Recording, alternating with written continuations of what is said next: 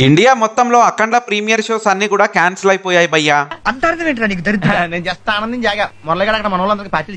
ఈ మ్యాటర్ ని క్లియర్ గా 14 రీల్స్ సంస్థే వాళ్ళ అఫీషియల్ ట్విట్టర్ అకౌంట్ లో అయితే పోస్ట్ చేసింది. అయితే టెక్నికల్ గా కొన్ని ఇష్యూస్ ఉండడం వల్ల ఈ ప్రీమియర్స్ అన్ని కూడా క్యాన్సిల్ అవ్వడం జరిగిందని, మేము చాలా కృషి చేశాము కానీ కొన్ని విషయాలు మన చేతుల్లో ఉండవంటూ పోస్ట్ చేసింది. ఇక ఓవర్సీస్ లో ఉండే ప్రీమియర్స్ అన్ని కూడా యాజ్ పర్ ద షెడ్యూలే కంటిన్యూ అవుతాయట.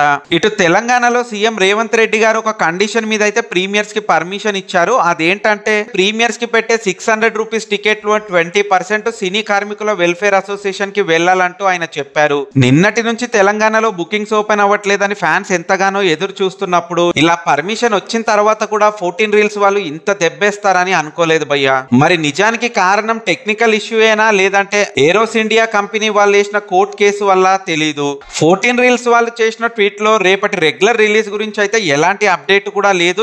ఇంతకీ అది ఉంటుందా లేదా అన్నది అందరికీ క్వశ్చన్ మార్క్ లానే తయారైంది భయ్యా. మరి అఖండ సినిమా రిలీజ్ అవ్వాలనుకుంటున్నారా? రిలీజ్ అయితే మీరు ఈ సినిమాని ఎందుకు చూడాలనుకుంటున్నారన్న విషయాన్ని కామెంట్ చేయండి ఫ్రెండ్స్.